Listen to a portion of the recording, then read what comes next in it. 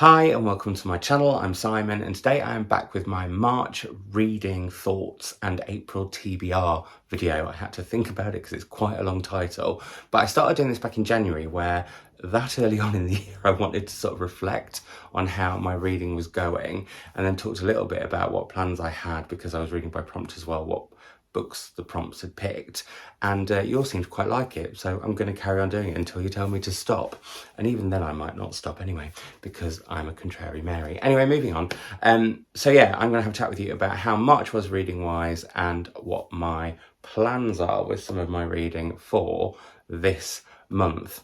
I can't quite believe it's April already and that we're like over a quarter of the way through the year. Like, where is 2022 going? That seems quite mad to me. But anyway, moving on. March, how was it as a reading month? I think if I was to use one word, I would say bitty. And if I was to use a phrase, stop and starty is kind of how I would describe my reading month. I read 12 books and a couple of them were rereads in March because I have been judging the British Book Awards. Our shortlist is out now and you'll find our winner. You'll find out our winner in May. So that was all going on. I was umming around about whether I was going to talk about the books that I had read and reread in my wrap up. I think I'll talk about the books that I haven't talked about before because I have talked about the other books before. Well, I would have, wouldn't I? That makes sense. Well done, Simon. You've explained it, overthought it, and you need to move on. So, but interestingly, I think prize reading is something that, unless the booker call, I might put on hold for quite a while. It's something I've been thinking about in terms of like what I want my reading to be from my 40s, which maybe I'll do a video on. If you're interested in that, let me know in the comments down below. But yeah, I think sometimes it makes me read slightly differently and then that filters into other books. But also, speaking of prizes, the Women's Prize long list came out, which I always read with my mum. But I have to admit this year have just been a little bit, not disheartened by, or what's the term? I just feel a bit, about it. And I think for the first time ever, I've decided, because I will be reading the ones that I haven't because me and mum do our video, but I have stopped and started a lot of them. Some of them I've headed back to, some of them I haven't. And I think that's kind of going to be more the way I read the list this year, which is I'm now going to head to the ones I'm really excited about. And then the other ones, or if the ones that I'm excited about aren't that great, I will pause. And then if they're on the short list, I will carry on, which oddly in some ways feels like cheating. And I don't know why, because it's something that I'm doing for fun. But hey ho, there we go. Speaking of prizes though, I think also my eyes wandered. In the fact that when the international book came out, I was really excited about that long list and have pretty much in March and early April bought, well, no, it was definitely in late March because we're only on day 2 of April and I didn't buy any books yesterday. But I have pretty much now bought most of the long list, and I think I'm going to do that throughout the coming months once I've finished reading the Women's Prize, is to just add those into my reading year on whim. But yeah, so that was a part of it, I think, was also I was a little bit magpie, so my eyes were just all everywhere on these amazing new books that I was learning about and everything, which is great. That's what prizes are brilliant for. But then judging them, I think it does. It sends you into a different kind of reading avenue, as does like reading books for events, which I've been doing a lot again, which is great. And I'm very lucky to be getting that work. But yeah, I think it does, you read in a different way, and that can sort of, you either need a bit of a break afterwards or it can sort of bleed into how you read the books that you're reading just to relax and chill. Anyway, there's all of that. I also think what probably is part of it is firstly that March is always a bit of a, March and May seem to be months where I slow down my reading quite a bit and I tend to get in funks. And I did read one book in March, which I'll talk about in my wrap up. I feel like I've said this already, but a book that really put me in quite a reading funk after I read it. I was quite like disheartened by it, and it was one that I was really excited for.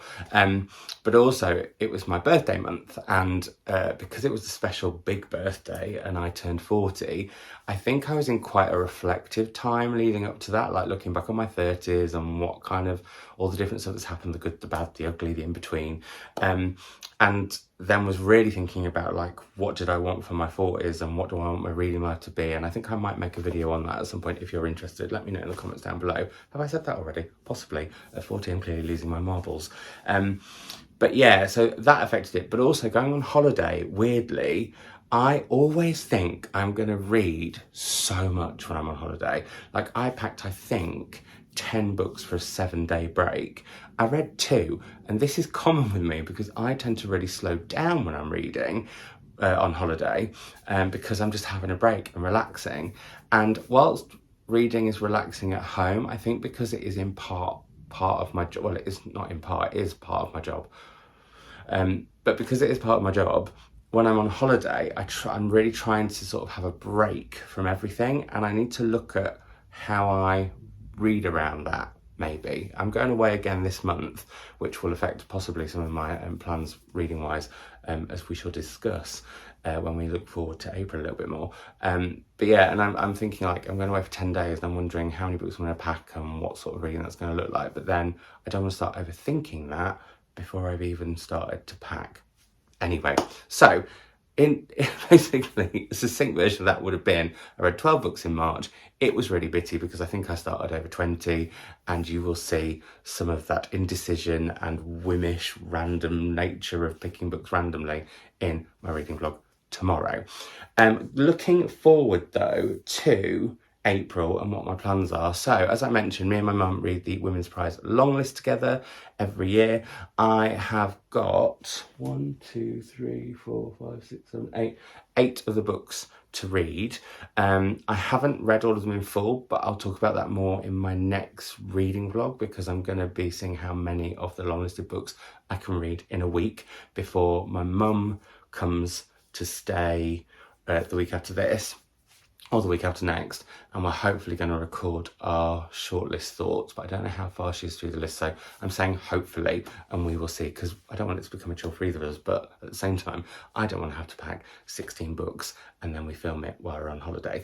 So yeah, but that's going to be my main sort of aim for the next week, is to sort of read a lot of the women's prize books that I haven't read.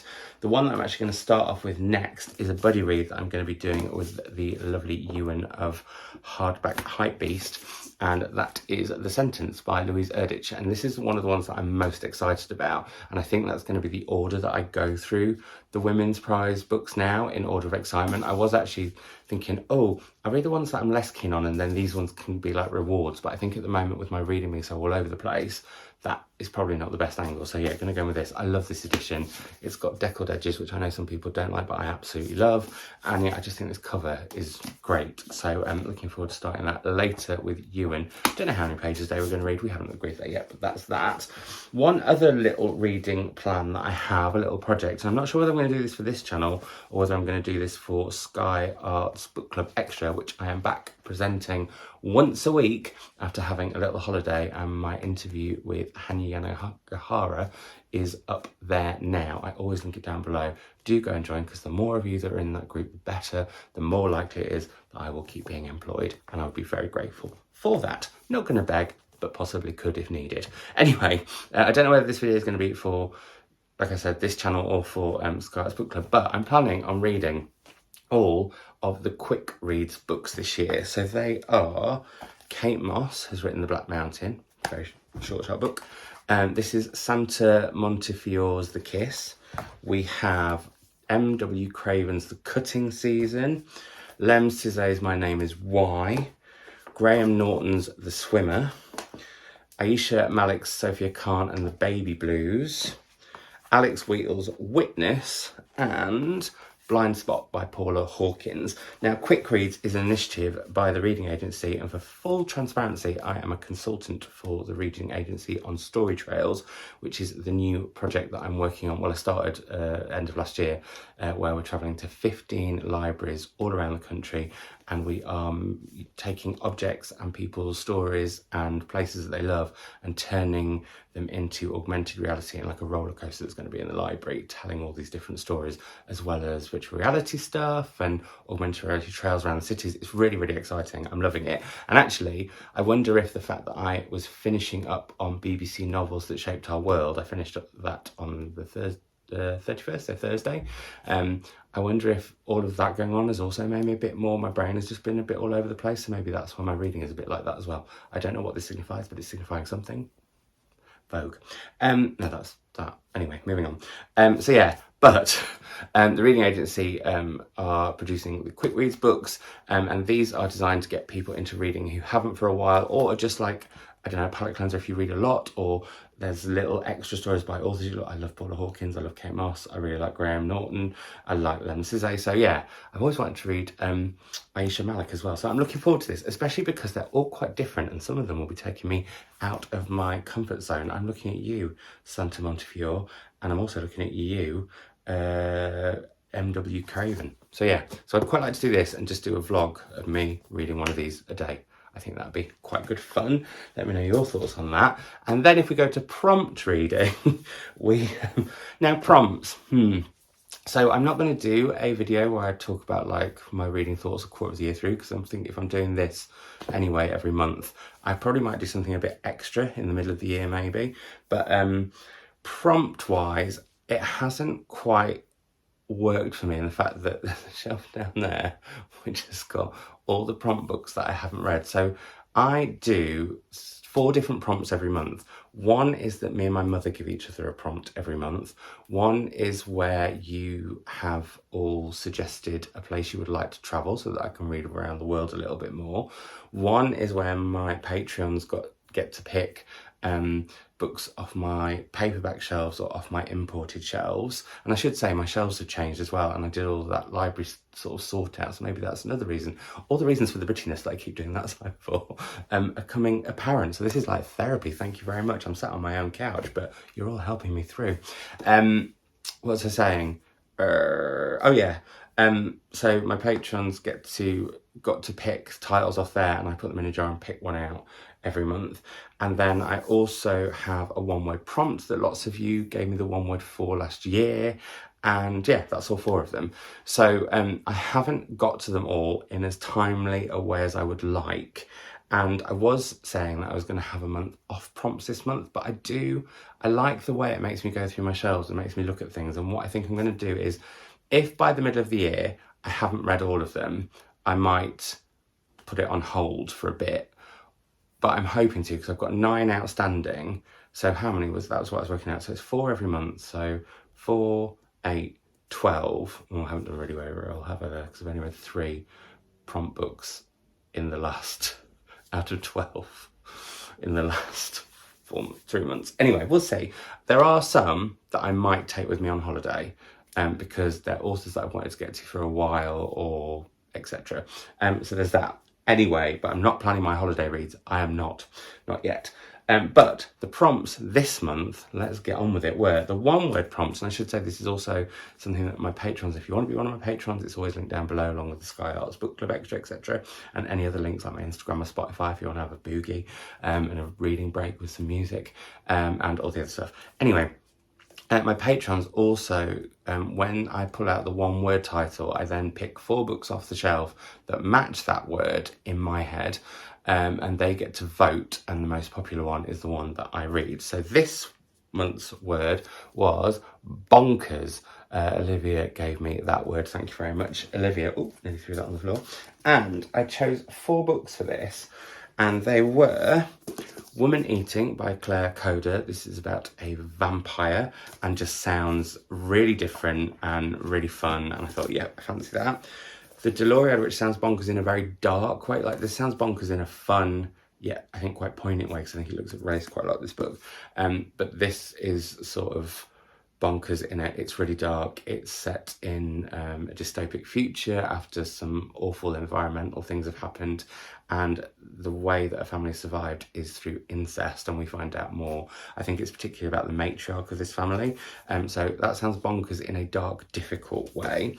Then bonkers because I've never heard a book written quite like it, and Ewan from Hardback Hypebeast, who I talked about earlier, has been raving about this, is Maps of Our Spectacular Bodies by Maddie Mortimer, where I think cancer is the narrator, and it's what happens to somebody at the end of their life. And I think I'm going to find this super powerful but super hard work. But also I love the look of it's very vignette-y, and that is my sort of thing. So, and like even some of the words, I've just spotted one there, hang on, there's words where they like make shapes and stuff.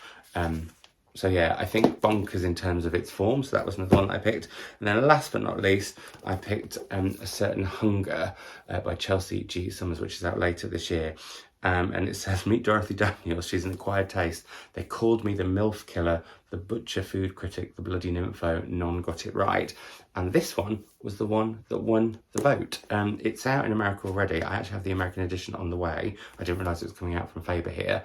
So I will definitely be reading this one. But I am thinking that selection could make quite a good reading vlog. What do you think? Let me know. Because, yeah, I could be tempted to read all 4 of those at the very end of the month. And then the other prompts that I have were, one of them was, as I said, where patrons get to pick off my shelves, and the Poisonwood Bible was picked by Where's My Book. Now, I did initially go, oh God, when I pulled that one out. I felt very bad because if Where's My Book saw that, it made it sound like I was like, oh, I'm not doing prompts anymore, this is awful. I do really, really want to read the Poisonwood Bible. It's one of my grand's favourite books, or was one of my grand's favourite books. She's sadly no longer with us.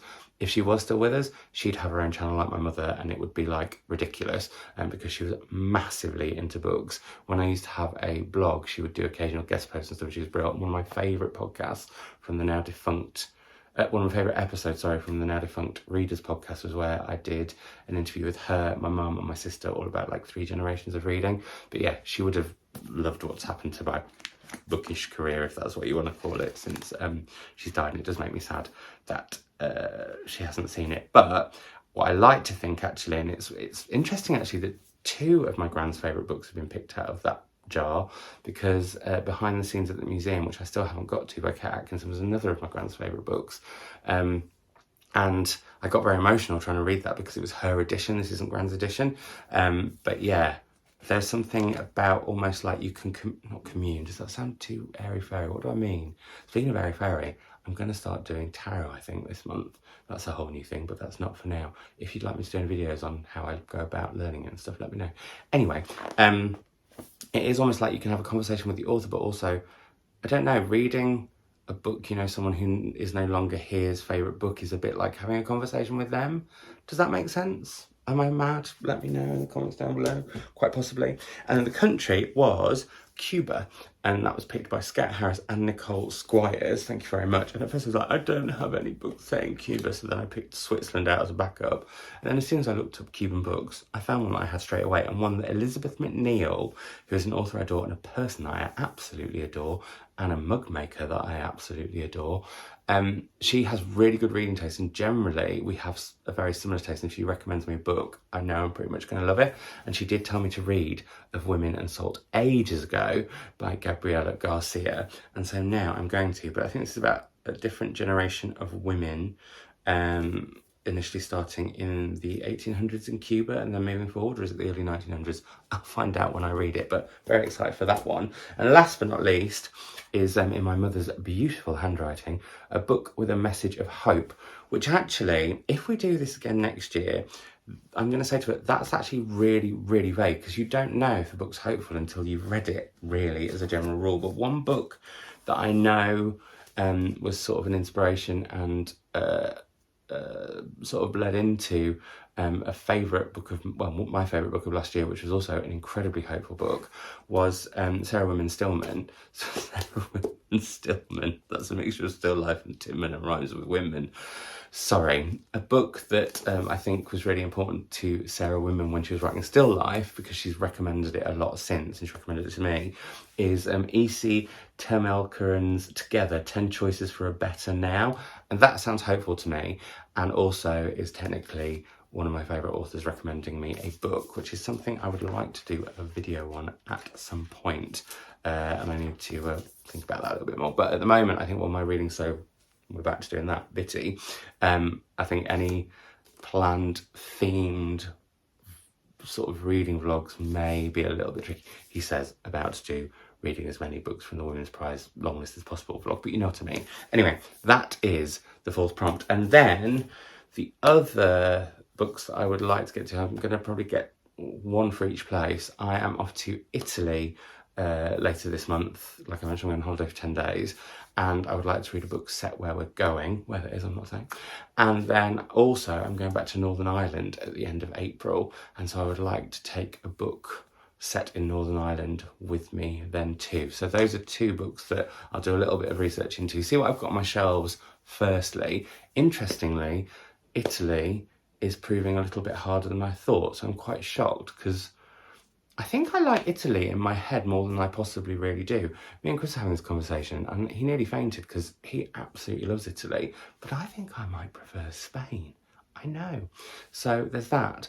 But yeah, although I say that, I love pasta and pizza like it's going out of fashion. Anyway, that's coming up this month, and I'll be carrying on doing reading vlogs as it goes. In terms of videos that I've got planned, like I said, in terms of vlogs, reading the Women's Prize, long list as many of the books as I can. Then the quick reads one, whether that's for here or for Sky Arts Book Club Extra, and obviously doing the shortlist video with my mum, hopefully. Fingers crossed that we can do that. And then I'd love to know what you'd like to see on the channel. What are the videos you'd like? Would you like me to do my 40 favourite books now that I'm 40? Would you like, which could be quite a long video though, would you like me to do my reading plans for 40, like what I'd like to get out of it? I was thinking about 50 books I'd like to read before I'm 50, although my 40 books I want to read before I'm 40 didn't happen, but I did give myself a year. I would be giving myself 10. So yeah, let me know any thoughts on anything that I've mentioned in the comments down below, and we can have a right good natter, and I will speak to you all very, very soon. Bye. Oh, that noise in the background, I hope that's not been there the whole time.